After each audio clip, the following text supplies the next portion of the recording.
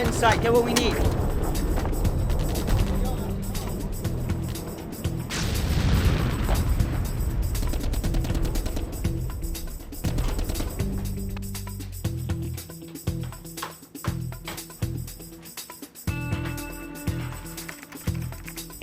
And this is this week's Classic Classic.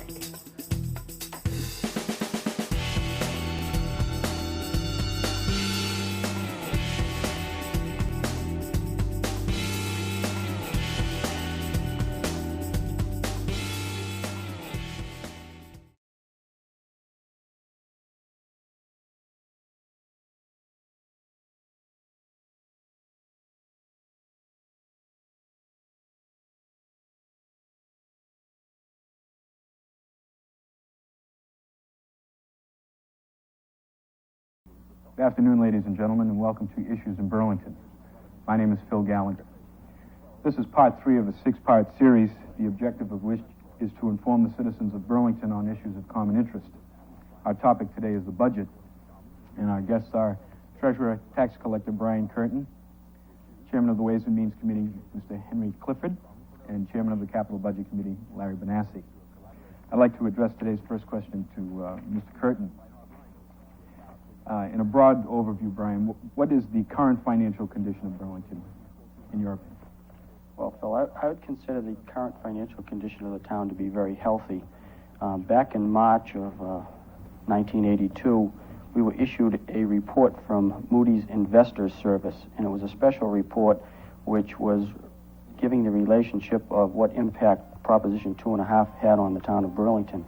And in this report, their opinion was that the town had a moderate debt position with good financial management and tax collections, which provided a upper medium grade security to general obligation debt.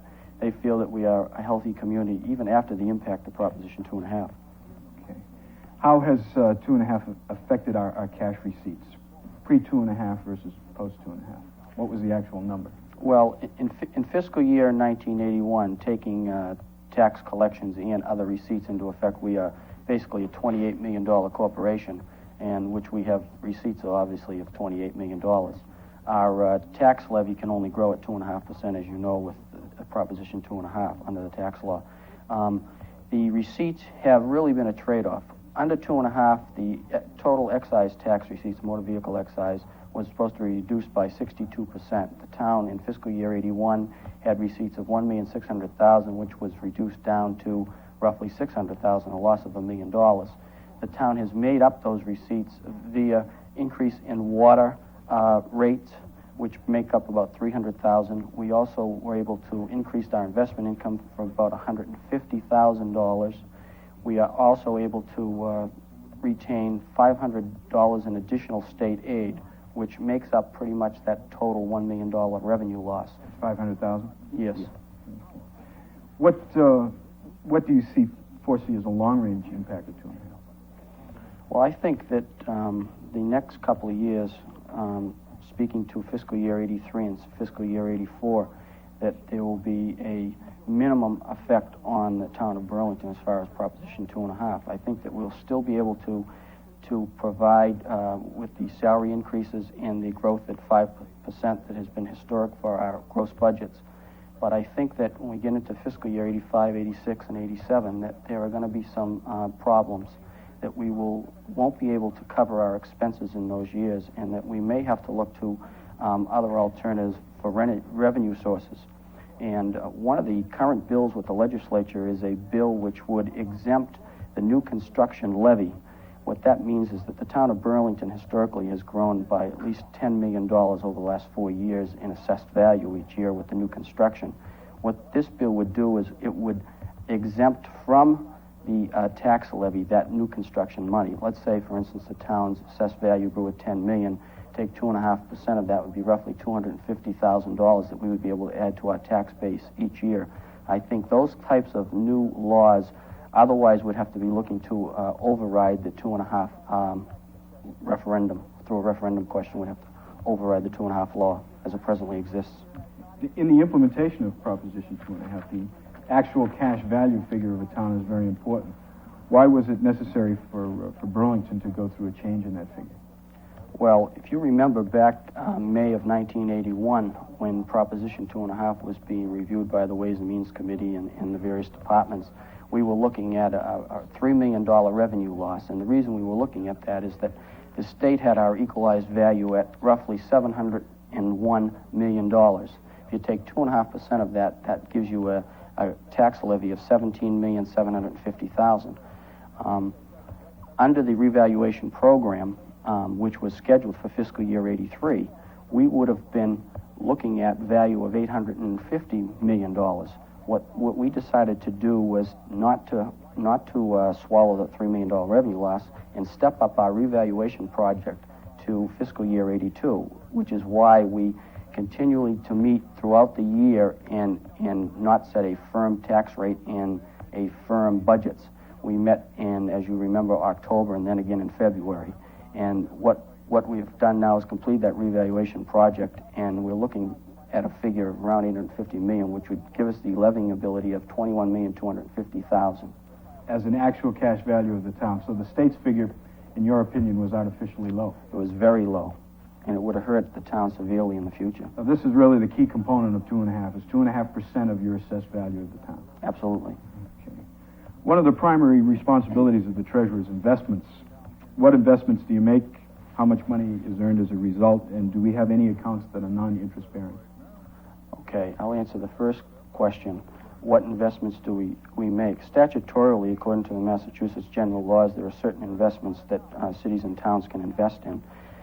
The vehicles that I presently use are mainly three. Number one, certificates of deposit, which is my most favorable investment, and that can range anywhere from 14 days to 90 days, and the rates currently are around 14.5% per annum. The other vehicle that we use is a repurchase agreement. We invest that with different banks as we do with the certificates of deposit, and that can range anywhere from 1 day to 30 days, and the increments of money are different. With a CD, we need at least $100,000. With a repurchase agreement, we're talking about $50,000 and upward. Then we also have another vehicle, which is the Mass Municipal Depository Trust, which was set up by an act of the legislature back in 1978. And that's an investment pool where we can have complete liquidity, invest whatever dollar amount we like, and that's currently earning 13.5%. We've increased our investment income over from fiscal year 80 to 81 by $150,000, and we went from $321,000 to $470,000. And you anticipate a further increase in that? Well, this year, probably not as high as fiscal year 81. The reason for that is because we've been in a poor cash position because we haven't been able to issue our tax bills timely because of 2.5. Not having our revaluation program completed, we were limited. We couldn't send out. We send out estimated tax bills, if you recall, in December, and we're not going to be able to send out the actual bill till approximately June 1st. The state has to come out and approve our revaluation program, which they should be out here by roughly, we're talking about the 1st of May. Okay, and the last part of that question is, do we have any accounts that are non-interest bearing? Oh, yes. We do have a couple of accounts that are non-interest bearing, and that's because of law. There are certain federal and state grant monies that we have to keep in non-interest bearing accounts, and we do have roughly about $13,000. But other than that, we had a state analysis done last year, and the town of Burlington has well over 90% of their money that's invested totally.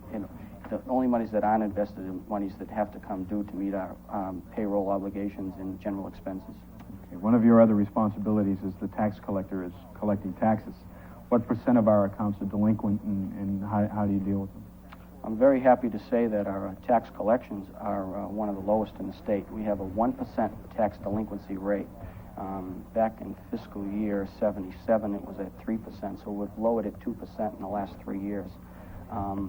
Some of the procedures that we institute, most of it is according to the general laws of Massachusetts, which most of my job responsibilities are outlined in the general laws. The particular methods that we use are that as far as real estate and personal property taxes go, we issue demand notices. Historically, the taxes are due November 1st and May 1st of each fiscal year. If they're not paid by June 1st, we can issue a demand notice. After that, we also issue warning notices.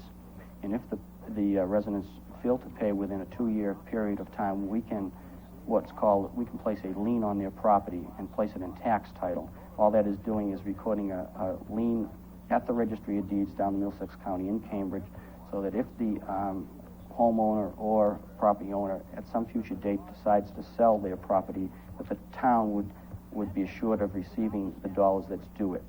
Okay, and what's the ultimate step? Delinquent. The ultimate step is that we would petition town council to petition the general court to foreclose on the property, and the town would eventually take it if the taxes weren't paid. And dispose of it through auction? Through auction, yes, that's correct. What can we, first of all, what is the current bonded indebtedness of the town? What is our bond rating? And what do you foresee as future bonded indebtedness? First question, relevant to our bonded indebtedness. The current bonded indebtedness will be as of June 30th, 1982, will be roughly $22 million we'll have outstanding at that time. And that's basically made up of $10 million in school projects that we've had, built the schools over the years, $8 million in sewerage, and $4 million in water. And what was your second question, Phil? What is the current bond rating? The current bond rating is an A, which is the third highest.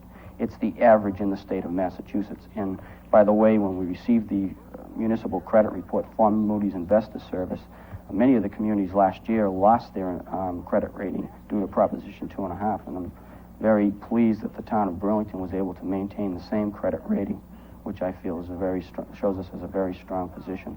Okay, and other than the, say, $1.9 million we have coming up for roofs that might be voted on, do we have any other bonded indebtedness that might be coming our way? No, other than the $1.9 million, and I think is it $1.9 million? I believe it is. Larry, we can ask Larry that question. Yes. I'd like to switch over to Henry Clifford now, Chairman of the Ways and Means, and ask what unavoidable increases do we foresee in the next fiscal year budget?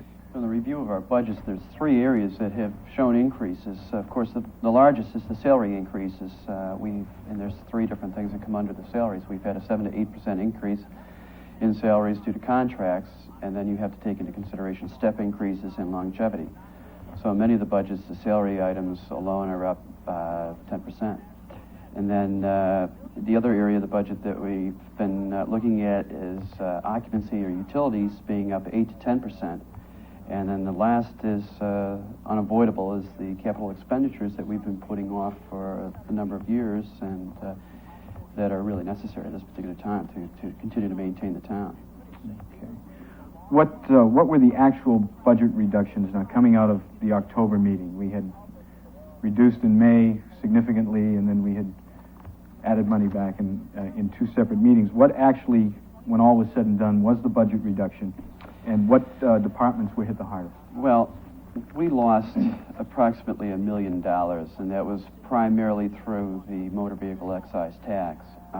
As a result of 2.5 on the property tax, we really haven't lost anything. Now, the operating budgets took a decrease of $1.2 million because that's exactly what we put into the stabilization account. The hardest hit budgets the first would be the schools. And then after that, you see the public safety or police, fire, DPW as being the hardest hit. And how many total actual staff reductions did we have as a result of this? The total positions not funded for fiscal year 82 were 85. Of those, 40 people lost jobs. In other words, there was 45 positions that were not filled, that were due to retirements or people just left their job, and so forth. Of that, 45 positions were eliminated from the school. There were 30 people who lost their jobs there. And so the balance was 40 to the town, but only 10 people lost positions or lost jobs. Those 40 positions were funded between FY81 and FY82. Right. There were 40 positions not funded on the town side. On the school side, there's 45 positions not funded, or a total of 85. Other than reduction in force as a result of declining enrollments in the schools, can we foresee any other reductions in personnel? No, not at this time. Not at this time. It was one of the reasons why we did, as Brian referred to, the actions that we took in October and the actions that we followed in February was making a commitment to those employees that we'll try to do everything we can outside of the school department to keep those positions. Okay. Now, there's a common problem that comes up at town meeting relative to the different funds, and I'd like for you to explain the difference between free cash, Ways and Means Reserve Fund, and the Stabilization Fund. Okay. The free cash is a figure that is built up from surplus revenue. The surplus revenue is from unexpected balances over the year. In other words, if you budget a special item and all the money is not expended and so forth, and other collections over and above what you have anticipated, less that money that is uncollected so far in real estate taxes, real and personal property. And that figure is the balance of what you have is what you have in free cash. The reserve fund is an amount of money voted upon by town meeting to cover emergencies, and it is controlled under the direction of the Ways and Means Committee. Such emergencies such as equipment breaking down and pumps breaking down for water, other unanticipated items that might come up. The stabilization account was something new that we added last May and or in October, and the stabilization account is primarily for, or the only thing for, is capital expenditures, and that is under the control of town meeting and cannot be spent by the Ways and Means Committee or any other board in the town. Okay. And in the upcoming, I know you're involved very deeply right now, getting prepared for town meeting with the budget. I'd like to know what your committee's priorities are for the stabilization fund. It's a little early. There are no planned expenditures from the stabilization account this year. So I think you will find that next year will be the first year that we will have to vote money from the stabilization account. This is a statewide election year, so as we can all imagine, there's a lot of talk about additional cherry sheet aid or local aid. If we do get additional aid, where can we see it applied? Will it go to stabilization, or? We figured our budget this year at the same level that we received last year. If we were to receive anything over and above that, we would recommend, I think at this particular time, that it go into the stabilization account. Okay. And this has been a very trying year for all of the committees, certainly the number of times that the budget was done. And I'd like to know whether or not, or has your committee received a lot of cooperation with the various towns? Absolutely. The cooperation has just been fantastic. Every single department head and committee in the town have offered us their assistance, and I don't think the last year and a half would have been possible without their help. Cooperation has just been fantastic. Okay, and how would you respond to the criticism that the Ways and Means Committee dominates budget policy in the town? I don't know that I would call it criticism. I might call it concern for the amount of responsibility that we have had since 2.5 has been voted. But we make very few decisions without getting the advice of many of the department heads and committees in the town. Such people as the town administrator, the town treasurer, the town accountant, the selectmen's committee, the school department. We've all asked them for their recommendations, their assistance, and even before we make our recommendations to the department heads. So we have input from many different departments and people in the town. And I think that we're the people who have to review the budget. We're the people who move all the financial articles and have to give an opinion on those articles. Since 2.5 came in, it's a matter of priorities now, and we find ourselves on a fixed income, and we just have to say something comes before another item, and it's a very difficult position to be in all of a sudden. But I think it's one that we've been trying to work at. Okay, Mr. Benassi, your committee has been working on a 5-year plan for capital items. What projects do you feel are a top priority? Well, Phil, basically what happens on projects is we have to categorize them, and let me just run down through the categories with you. First of all is projects in progress, such as your master drainage plan, your highway reconstruction, the replacement of your vehicles, such as cars and trucks, and fire engine replacements. Next item in priority would be projects with significant economic benefits. items that have a 3-year payback, such as we've had energy studies made at the library, at the police station, and the town hall.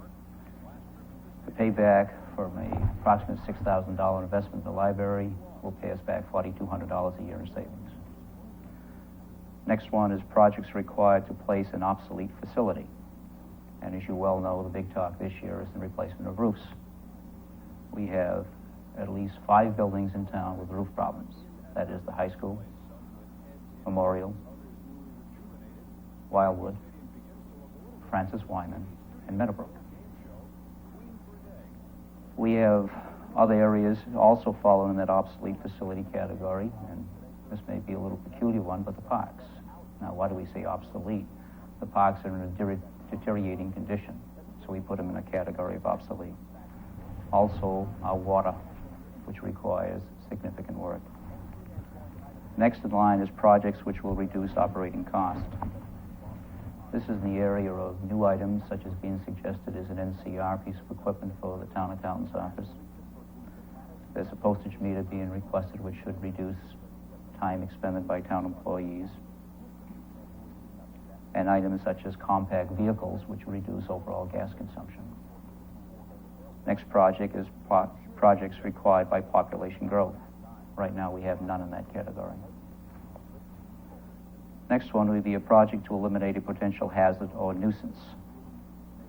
Basically, what falls in that category are 2 this year. Local drainage. One most significant is the county road area. Secondly is the sewer problem we have down at Eugene Road, where a portion of the sewer has sunk and is causing a backing up of sewer into a neighbor's home. Next item is to provide a new facility. And we have one potential one in that category, and that is a new civil defense garage. Then projects that have a increased public convenience or comfort. And the one that we place in that category is sidewalks. That's basically the projects and their priorities. Given the amount of money that's going to be available to your committee, what do you view as an absolute necessity and that we're simply going to have to spend the money on? Well, top one in the areas we see it are the conditions of our overall roads. We've had a complete study done of the town by the DPW. And we have now a detailed listing of every street indicating the last time it was repaved, its current condition, whether it's poor, which means immediate repair, fair, which means it needs repair within the next 5 years, then good, and then excellent. We have approximately 17 roads in the poor condition. We have another 90 some odd in the fair condition. So we can see a large amount of money is going to have to be spent over the next 5 years in the roads. The area after that is the vehicles. We have spent a small amount of money in replacement of vehicles. Number one priorities that we see this year is a fire engine number 6. Also, is that a complete replacement or a rebuild on that? I'm sorry, that would be a replacement of a Mack fire truck, but the replacement would last approximately 20 years. Mm-hmm. So it sounds like a worthwhile investment. Also listed is an engine number 3, which will probably be replaced in the next 2 to 3 years. They are a series of trucks that would require replacement at DPW and the Recreation Department. Then after that, our overall vehicle fleet, which in the past has been a so-called pass-down of police cruisers. Now that policy has turned out not to be a very good one. Police cruisers have a large amount of mileage on them and a large amount of hours, necessitating a lot of repair and a very high gas bill. So the policy is now being changed where the cruisers are being traded in and new compact vehicles will be purchased to replace the older ones. After vehicles, we're in the area of roofs, which I've already mentioned. We have a serious problem at the high school and Memorial and Wildwood. And if we wish to lease Francis Wyman and possibly Meadowbrook, we must also do something about them. Priorities after that fall into the water and sewer areas, local drainage, and master drainage. In an earlier segment, we had talked with Harold Publicover about water, and we briefly touched on the possibility of a new water treatment plant based on the growth of the town. Is that anywhere in your long-range plans? And certainly the money isn't, but is the necessity there at some point in time? Well, that is still in the preliminary stages of discussion, Phil. We did some talk about it last year, and it was a problem of cause and effect. We know we possibly have a problem with contamination of water. Do we simply put a treatment plan in there to take care of a potential problem, or do we go after the cause? Now, last year we appropriated $95,000 to look into the causes of contamination. So until such time as that study is complete, we really can't address the need of a treatment plant. Okay. Larry, you've been a town meeting member for a long time and the chairman of the Capital Budget Yes. Committee for a long tenure. In a general overview, what is the condition of the town's plants and facilities? Plants and equipment, let's say. Let me give you a one-word answer first, and the answer is good. And maybe add a little bit of a contradictory statement to that, if I may. If you look at the overall town, you'll find that Burlington is extremely fortunate. We have good facilities, we have excellent schools, town hall, fire station, police station. We have water systems in excellent shape and the sewer systems in excellent shape. What we need, however, is preventive maintenance, and this is our big area of concern. Preventive area such as the roofs of the buildings, which we know are cause of problems to us. We know that the buildings, even though being relatively new, are relatively poor energy-wise. In other words, they're inefficient, so we could work in improving those. We know the streets need a good deal of attention. The sidewalks in the town, even though we address them as a public convenience, are relatively poor. And then the equipment is maybe the worst of all, simply because we haven't been replacing it. So it may be slightly contradictory to say the town is in good shape and yet address these things as having need. Just one brief comment. We've had a stable tax rate for 6 or 7 years. Is it realistic for the town to expect, or the citizens of the town who voted 2/3 in favor of 2.5 to see reductions in the tax rate? Yes. It's unrealistic. No, it's not unrealistic. I think it's realistic. I think there's no question that the tax rate in the next at least 2 to 3 years will definitely be decreased. Okay, unfortunately we've run out of time. That brings this portion of the program to a conclusion. I'd like to thank my guests, our guests, Mr. Curtin, Mr. Clifford, and Mr. Benassi. Thank you very much.